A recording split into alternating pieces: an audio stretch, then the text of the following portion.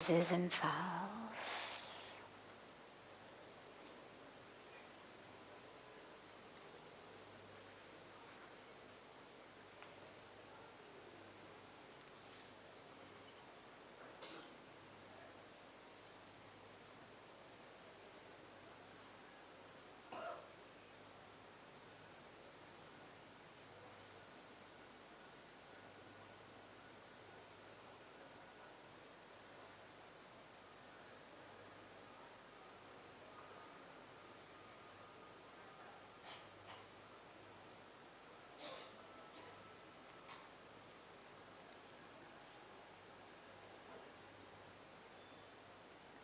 And as you exhale, as you let that breath out, at the end of each exhalation, before you breathe in again, just allow yourself to rest for a moment in that stillness, in that spaciousness. After you exhale and you sink deeper and deeper, just allow yourself to rest for a moment and experience that state of fullness within emptiness. The breath is empty, you've fully exhaled. And allow yourself to sink for a moment into the experience of fullness,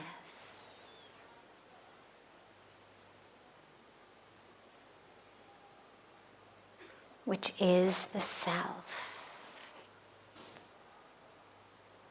Sink into that source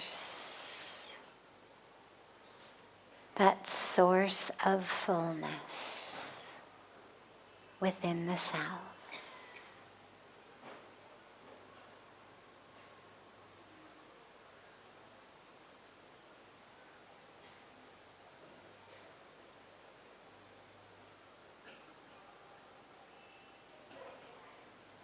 Don't think about it like a breath hold. It's not pranayama, it's not a breathing exercise. It's just simply allowing yourself, for as long as you very easily and very comfortably can, to just rest in the stillness after the exhalation, before you take the next in-breath, and just rest in that spaciousness of the source of the self.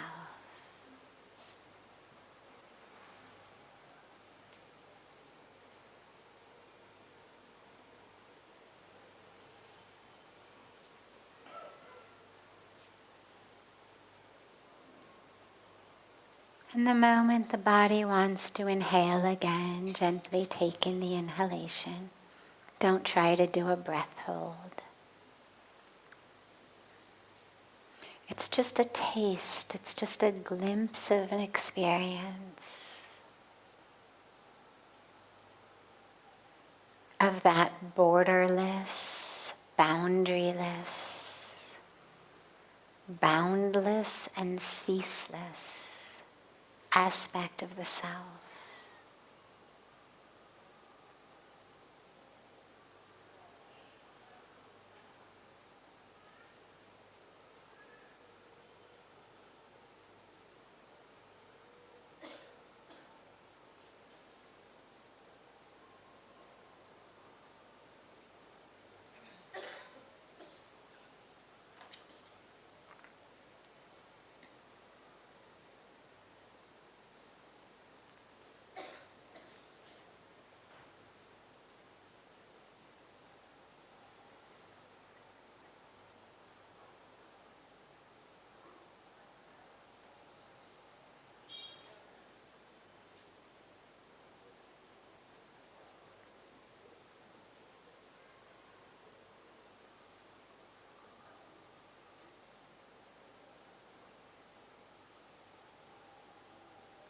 Slowly and gently bring the palms of your hands together at chest level in Namaste. And gently rub the palms of your hands against each other.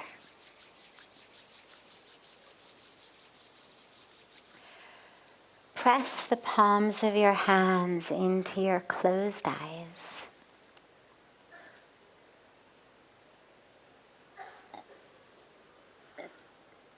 Open the eyes and lower the hands.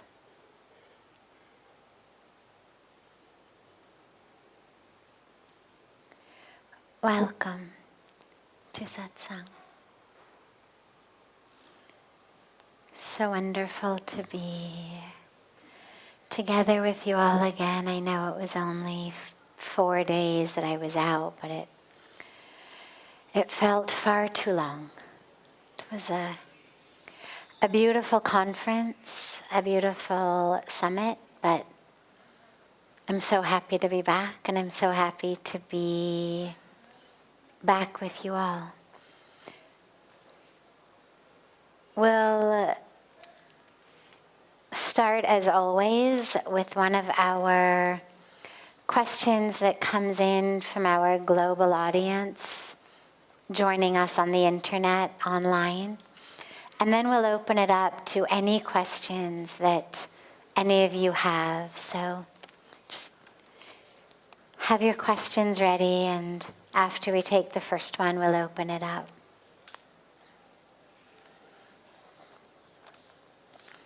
How do I approach a situation where I have to take action that is going to hurt someone else?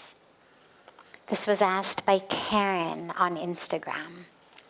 How do I approach a situation where I have to take action that's going to hurt someone else? Very carefully, obviously. We want to be really sure if we know that what we're going to do is going to hurt someone. We need to be really, really sure about how and why it needs to be done. Now, one reason it may need to be done is actually for that person's highest gain.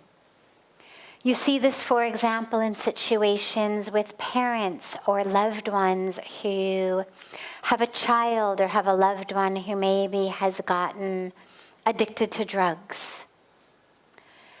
And they engage in something called tough love, meaning maybe they've tried everything to get this person to stop using drugs, to try to help him or her, and nothing works. So maybe they decide on some tough love, meaning no, we won't give you any more money. No, we won't keep supporting a lifestyle that is ultimately killing you. Or, no, you can't live under our house anymore while you are abusing substances. Or whatever decision they may make. They know it's going to be difficult, but they make it because they deeply believe that it is in the best interest of that person. And so it's always hard. But sometimes we have to do that. You know, think about the role of surgeons, right? Everyone who shows up to them, you know, without fail, 100%, 10 hours after surgery, when the anesthesia wears off, every single person who comes before you is going to be in pain. Every one of the people who comes before you is going to need pain medicine after their anesthesia wears off. I mean, that's kind of a tough situation to be in, right? All day long, everyone who leaves you needs pain medicine. And yet, what they know is whether it's a few days later or a few weeks or a few months later, that person is actually going to be in much better shape than they were before they came in. Whether it was a tumor that was removed or a bone that was set or whatever it was. Yes, the operation has caused pain, and yet give it some time and the person actually is better off. So that's one type of these sorts of situations. And if that's the case, then really all you have to do is hold the greater, highest good in your mind and in your heart at all times, and obviously do whatever you can to make it as hurt as less as possible in the moment, but stay anchored and grounded in knowing that really what you're doing is for their highest good. The other situation is when we have to do it for our own higher good. Maybe we need to end a relationship. Maybe there's someone we're in relationship with who is just absolutely toxic to us, and no matter what we've tried to do, no matter how we've tried to change the situation, it cannot be changed, or that other person is totally unwilling to change. And so we have to take a step for our own highest dharma, our own highest good. And in that situation, what you need to remember is that you are just as worthy of love and compassion as anyone else. A lot of times when we're on spiritual paths, we commit ourselves to paths of love, paths of compassion. But we think that that means that we should somehow suppress ourselves in order to be compassionate to someone else. That somehow we should put down our needs in order to give love to someone else. And the truth is really clear, it's a cliche, and yet it's actually true. You can't give real love, deep love, to another person if you don't know how to love yourself.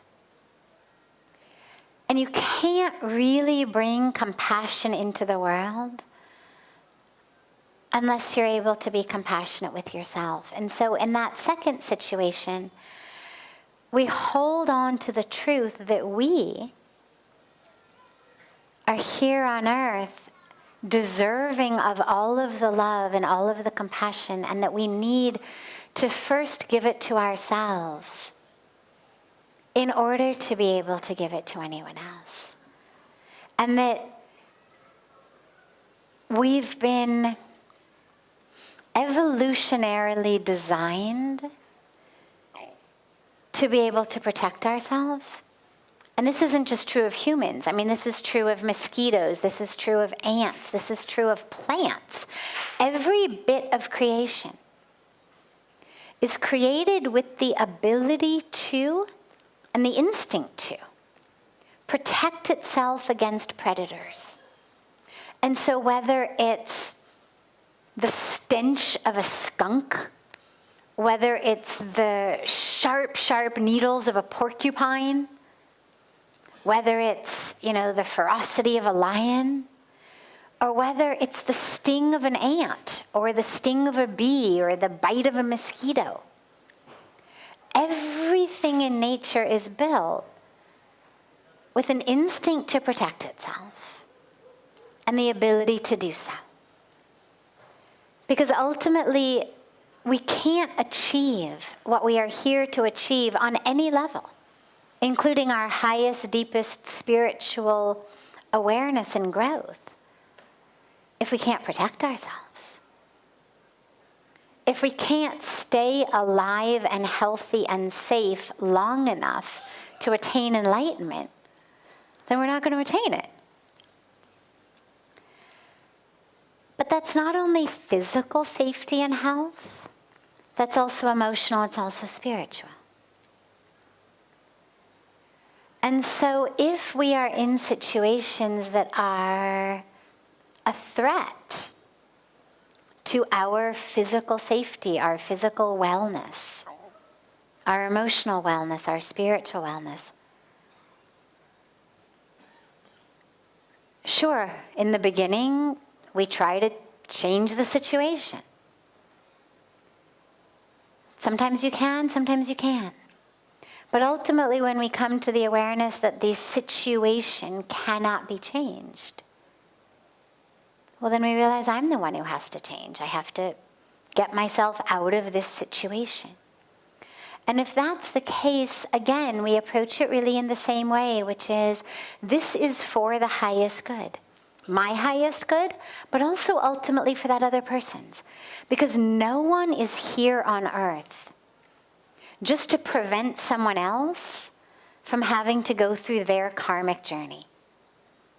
And if you keep suppressing or repressing your highest truth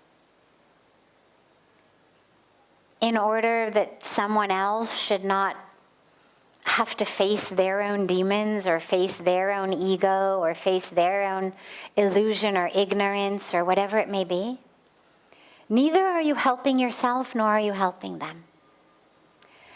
And so in both cases, we just stay anchored and grounded in the highest truth, the highest love for ourself, our lowercase s self, this individual self that's dealing with this difficult situation, but also our capital S self, that true self that we are moving toward, opening to, unfolding to, and that we can't do it or we can't do it easily in some situations. But you stay anchored in love and anchored in truth.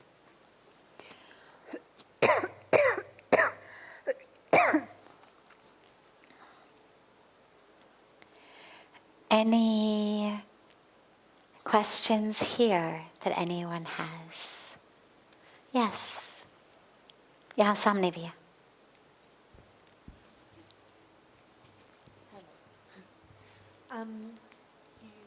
It's on. You spoke to self-love, and Arti Swamiji spoke of being of peace and having to be at peace. But how do you learn to love yourself so that you can be in peace? Beautiful. Self-love. How do we actually do it? Well, we speak about two different selves. And they're obviously not different, they interweave, but for the sake of discussion, it's helpful to think of it in two ways.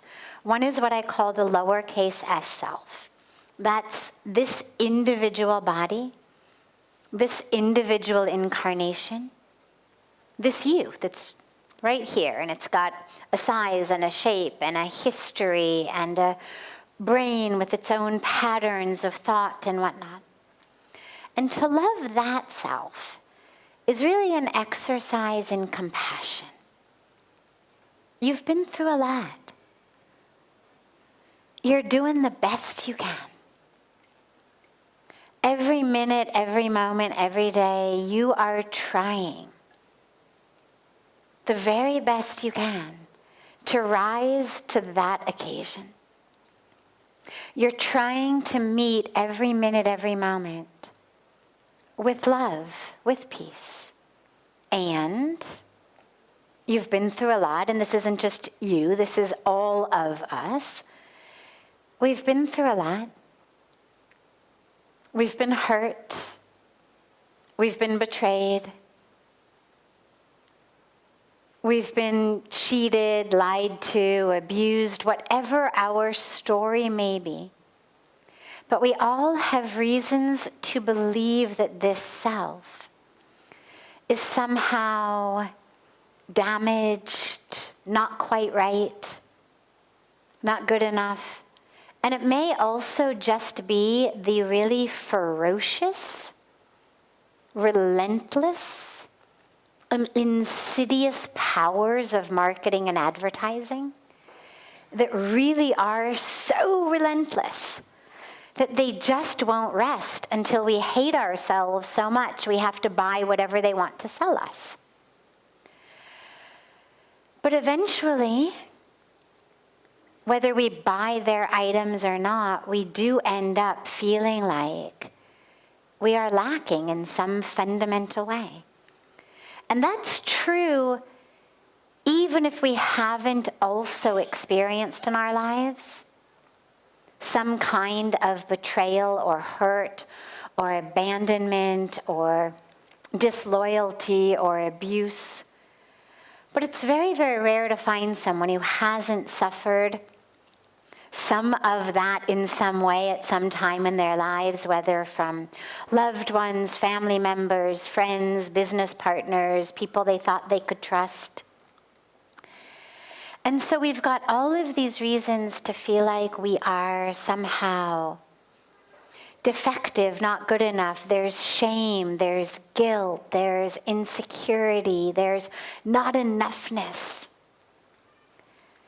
And so the solution to that is really just to draw upon your most compassionate self, to speak to that wounded self. And it may sound really contrived, and you may even kind of think, oh my God, really? Like I could never do that. I know that was how I felt the first time that I did this exercise, but it's really powerful. You speak, and you can do it verbally, or you can do it, I know people who do it writing. Either way, whatever works for you.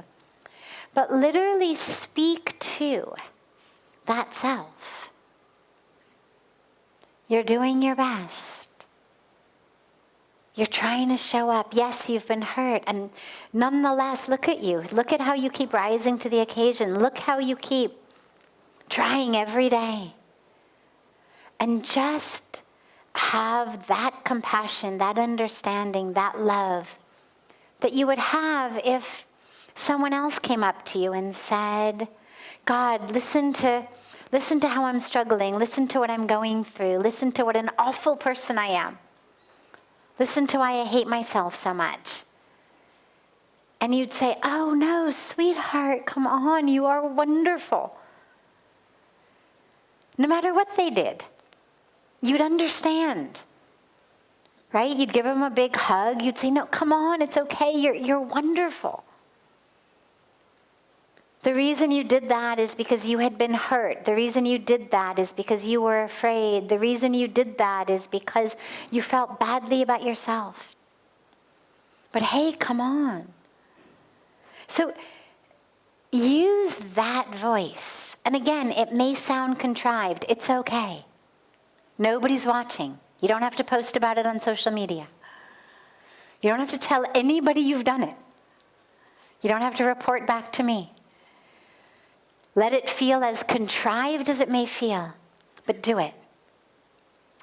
And then the other aspect, and they're both important, is the other way into self-love is through the capital S self, which says, regardless of the way that this individual body looks, acts, what she's been through, what she's done, what has been done to her, regardless of her abilities or skills or anger or lust or greed or jealousy or illusion or the fact that she hit the snooze button today when, the alarm went off and she was supposed to meditate, but she hit it anyway and, slept till noon.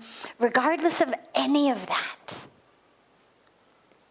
ultimately I'm spirit. I'm soul. I'm not the one who, fill in the blank. That's not actually even who I am. That's just a role that I'm playing for a split second, a millionth of a split second in the amount of time that this has been going on. There's a beautiful teaching that I've heard from several different people, from several different wisdom traditions, but basically what it says is, imagine that there's a mountain, and imagine that the mountain is a mile high, a mile wide, and once every 100 years, a bird with a silk scarf in its beak. flies across that mountain, and it just passes its silk scarf over that mile-high, mile-wide mountain. Once every 100 years.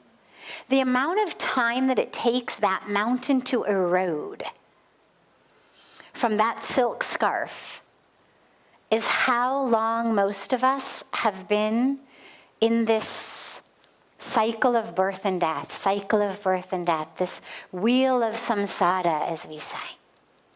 So yeah, this particular swipe of the cloth, I'm in this body, this story, this role, these obstacles. But that's not who I am. I'm one with the divine. Ultimately, who I am is spirit, it's soul, it's divinity, it's infinity. And so love of that capital S self is love of God. And it's love of the fact that I've been created not just by, but of the divine.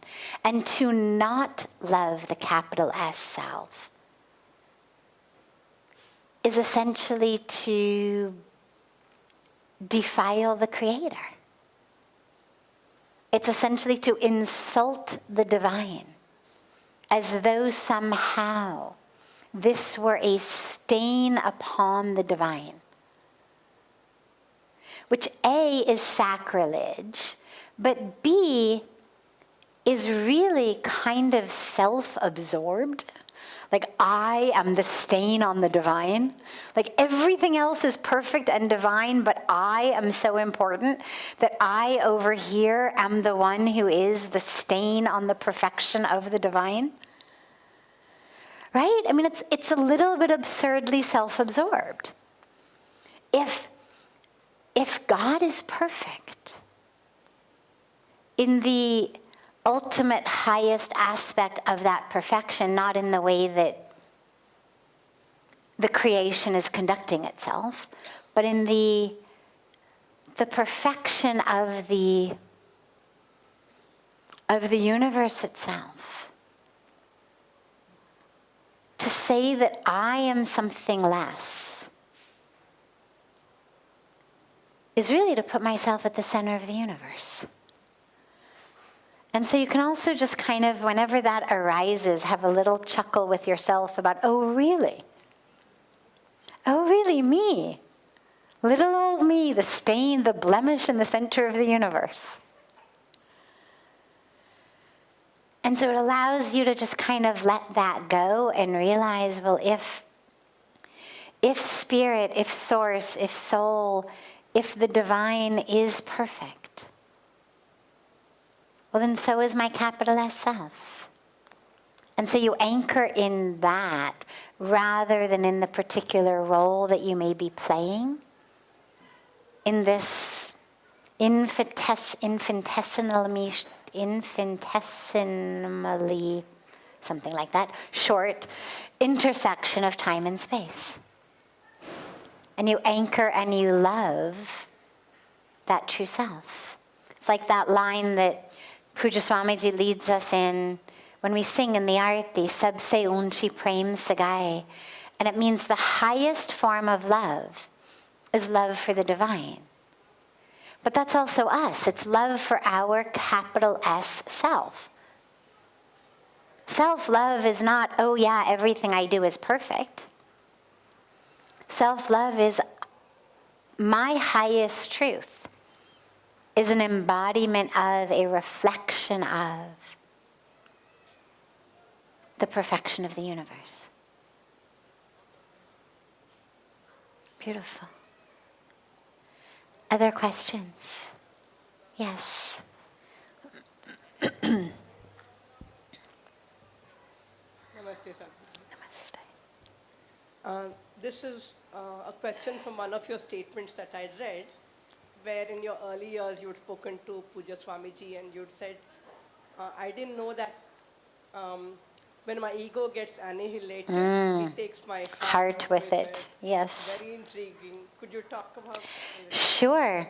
So she's quoting from a line that I shared in my memoir, my autobiography, Hollywood to the Himalayas. My story of coming here and 27 years ago and all that's happened. And there's a scene in the beginning in which I was struggling. Ego, ignorance. And, you know, on a spiritual path, a lot of times you'll hear people talk about the annihilation of the ego. That in order to grow spiritually, you have to annihilate the ego. That what the guru does is the guru annihilates the ego, frees you of the ego. And I said to Pujya Swamiji one day with tears pouring down my eyes in the middle of some drama that I was going through, I said, no one ever told me that when you annihilated my ego, my heart was going to go with it. And that's what she's asked about. We think, in theory, ego annihilation sounds great. Oh yeah, then I'll be free. I'll be free of ignorance and ego and all this stuff, and won't that be great? And what we don't realize is how much of our self-identification, the way we identify ourselves, is actually ego. We think the ego is just that kind of little bit of us that causes us, trouble when we want to not be in trouble. And we don't realize how much of our identification, how much of our understanding of ourself and the universe, our role in the universe, how much of our understanding of what we need, what's important, is actually all ego. And so when you think, for example, that the right way for people to treat you is X, or that the right way for things to happen is Y, or that who you are is Z, the corest of who you are is Z. And suddenly you realize none of that is true. It's not easy. It takes not your deep heart, not the spiritual heart, but a lot of us mistake, and I did in this particular statement, a lot of us mistake our deep spiritual, intuitive, sacred heart with the emotional part of our mind-brain. And what I really meant when I said that was, no one told me that you were going to take the emotional part of my mind-brain with my ego. It wasn't that my spiritual, intuitive, deep, sacred heart was injured. It was that the emotional center of my brain that most of us think of as the heart. When we say, should I listen to my head or my heart? I always say, actually, they're both your head. It's actually just two aspects of your mind. But that which we identify as heart, that emotional aspect of the mind, what I want, how I want it, how it should be, what feels nice, what I like, what makes me feel good, what I think is truth. And a lot of that, most of that, is actually ego. It's all this created, curated identity. And so when we do find ourselves in a spiritual situation where through the guru, through the fire of the guru, the fire of intense practice, the fire of grace, that burns, it burns. I've spoken about being a disciple sometimes as feeling like a piece of clay that I was just a kind of amorphous piece of clay that had lots of potential, but that just wasn't formed yet, and got stuck on a wheel that my guru essentially spun around, and every once in a while, gave it a big slap on the side, not literally, but metaphorically.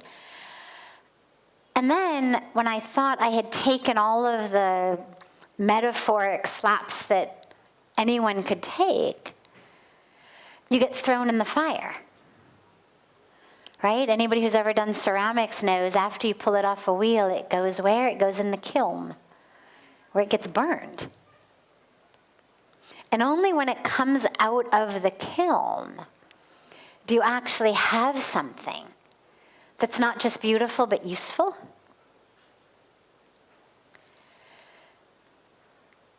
But along the way, it's a process of being spun and hit and burned.